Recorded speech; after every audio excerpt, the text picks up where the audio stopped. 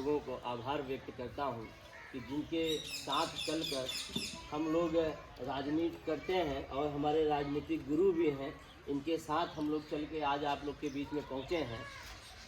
माननीय पूर्व मंत्री, पूर्व विधायक, पूर्व समाजवादी पार्टी के प्रमुख सचिव और हमारे जनपद जौनपुर के पूर्व जिला अध्यक्ष भी रहे बाबू राजनारायण बिल जी, हमारे बड़े भाई प्रदेश सचिव समाजवादी पार्टी के श्री राजेश विश्वकर्मा जी और हमारे बड़े भाई डॉक्टर आलोक त्रिपाठी जी और मुन्ना जी, नन्हेलाल जी और हमारा छोटा भाई सुमित विश्वकर्मा जी और यहाँ गांव के विकास यादव प्रधान जी तथा हमारे जितने भी समाजवादी साथी नेता हैं और इस गांव के सम्मानित जनता, माताएं, बहनें, छोटे बच्चे।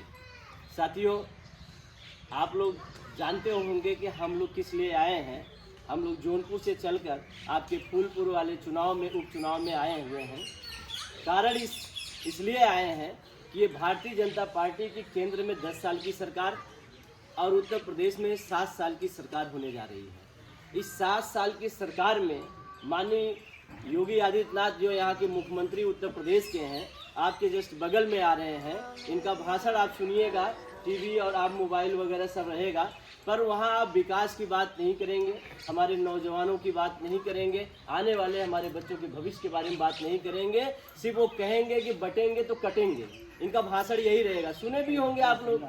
हाँ, ये नहीं कहेंगे कि हमारे जो बच्चों का अधिकार कटा हुआ है वो कैसे बटेगा, कैसे मिलेगा, इसके बारे में बात नहीं करेंगे। हमारी माताओं का जो समाजवादी पेंशन जब यही सरकार में, समाजवादी सरकार में दी जाती थी, वो पेंशन कट गया, वो पेंशन कैसे लागू होगा समाजवादी पार्टी में, ये बात नहीं करेंगे। हमारे जो बच्चों का जो पिछड़ी जातियों का आरक्षण कट गया, उसके बारे में बात नहीं करेंगे। ये कब मिलेगा और कब बटेगा, इसके बारे में बात नहीं करेंगे। बढ़ती हुई बिजली का बिल जो आज बढ़ रहा है, इस आपके बढ़ा के आपके जेबे को काटा जा रहा है, ये कैसे घटेगा, इसके बारे में बात नहीं करेंगे। बढ़ती हुई आपके यहाँ पे महंगाई कैसे घटेगी, ये कैसे कटेगी, इसकी बात नहीं करेंगे। सिर्फ आपको धर्म के जाल में बझाकर और आपको केवल कहेंगे कि आप हिंदू से दूर रहिए, इन्हें फलाने से दूर रहिए, दिखाने से दूर रहिए, मुसलमान से दूर रहिए। मगर आपने कभी सोचा है कि हमको अपने जाति में ही बांट देते हैं जब कोई बात आ जाती है तो। अगर इनका सही हिंदुत्व मान लिया जाए तो हिंदुत्व इनका सिर्फ स्वयं का हो गया है, इसके बाद न उसमें और कोई बिरादरी और कोई जाति नहीं आती। क्या हम जैसे विश्वकर्मा समाज, यादव समाज और जो भी हमारे बैकवर्ड समाज, बिंद समाज, निषाद समाज के लोग हैं, क्या ये हिंदू नहीं है? क्या दलित समाज के व्यक्ति वो हिंदू नहीं होते हैं? पर वहीं लखनऊ में अमन गौतम का जो है कस्टोडियल डेथ हो जाता है। अमन गौतम जो हमारी एससी बिरादरी का होता है, न तो उसके खिलाफ उसको न्याय मिलता है, न उसके परिवार को जो है कंपनसेशन मिलता है। क्या वो हिंदू नहीं था? यही हमारे जौनपुर में मटरू बिंद थे, मटरू बिंद का भी कस्टोडियल डेथ हो गया। उनको बुला के आपने जो है कंपनसेशन नहीं दिया, क्या वो हिंदू नहीं थे? हम पूछना चाहते हैं यही योगी आदित्यनाथ जी से, जो यहाँ के सूबे के मुख्यमंत्री साहब हैं। तो हम ये केवल यही आपसे बात करने आए हैं कि क्या हम लोग को ऐसे बांटा जाता है कि जब कभी कोई ब्राह्मण से, कभी ठाकुर से किसी का भी विवाद हुआ, विश्वकर्मा का हुआ, बिंद का हुआ, तब एक अलग हिंदू हो जाता है। जब अभी कभी और किसी मामले को, किसी धर्म से अगर लड़ाई हो जाती है, तब हमको हिंदू एक कर लिया जाता है। आज किसको बांट रहे हैं और किसको काट रहे हैं आप? किसको बांटना चाहते हैं, किसको काटना चाहते हैं? भाई भाई से लड़ा दिए हो आप। देखेंगे ये जमीन जायदाद के मामले में आप किसी अपने अधिकारियों को दबोच नहीं पा रहे हैं। यही अधिकारी लेखपाल, कानीगो, एसडीएम तक के जो है पैसा खा के गरीबों का जो है विवाद खड़ा करके जो है लोगों से कटवा दे रहे हैं। यही देखे होंगे आपके हड़िया में भी हुआ, हमारे जौनपुर में हुआ, एक बच्चे का सिर काट दिया गया, इसी सरकार में हुआ ना। तो ऐसा मतलब यही चल रहा है कि केवल आप जो है हमारे अपने लोगों को आप लूट रहे हो और अपने अधिकारियों को बढ़ावा दे रहे हो। गरीबों का जेबा जितना काट सकते हो काट लो। क्या इसलिए सरकार बनाए हो आप? यही सरकार चला रहे हो आप? यही काटने और बांटने की राजनीति है आपकी।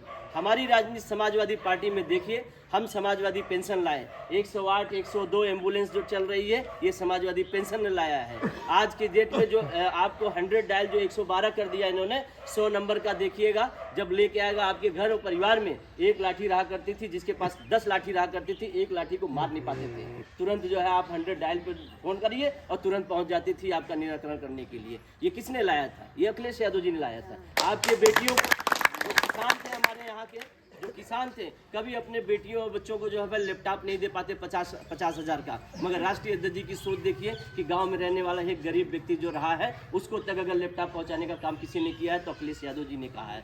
कन्या विद्याधन, आपकी बेटी जब पढ़ा करती थी, कन्या विद्याधन देने का काम अगर किसी ने किया था, अखिलेश यादव जी ने किया था।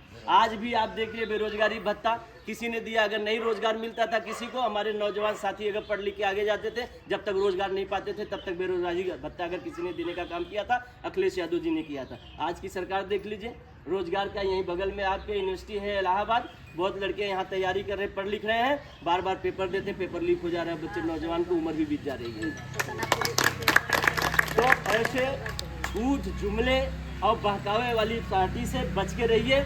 मैं आप लोगों से एक अपील करने आया हूं, आने वाला 20 तारीख आपके लिए बहुत महत्वाकांक्षा है, और ये न तो सरकार बनेगी न इससे और न सरकार बिगड़ेगी, मगर 2027 के लिए आप आगाज जरूर यहाँ से दे सकते हैं। आप बता सकते हैं कि योगी जी आपके कारनामों का आप जो है चिट्ठा जो है खुल चुका है और आपकी अब सरकार जो काटने बांटने वाली राजनीति है उसमें ताला लगने वाला है। तो इसलिए आप ये 20 तारीख को आने वाले मुस्तफा सिद्दीकी को 3 नंबर पे ईवीएम का बटन जो है 3 नंबर का है, उसको दबाकर भारी मतों से विजयी बनाइए मुस्तफा सिद्दीकी को, और माननीय राष्ट्रीय अध्यक्ष जी को मजबूत करिए। आने वाले जो गरीबियों में जो आज जो है शांति बनी हुई है, समाजवादी पार्टी की जब सरकार बने तो खुशहाली आ जाए, हरियाली आ जाए। इन्हीं चंद बातों से मैं अपनी बातों को समाप्त करता हूँ। जय हिंद, जय भारत, जय समाज।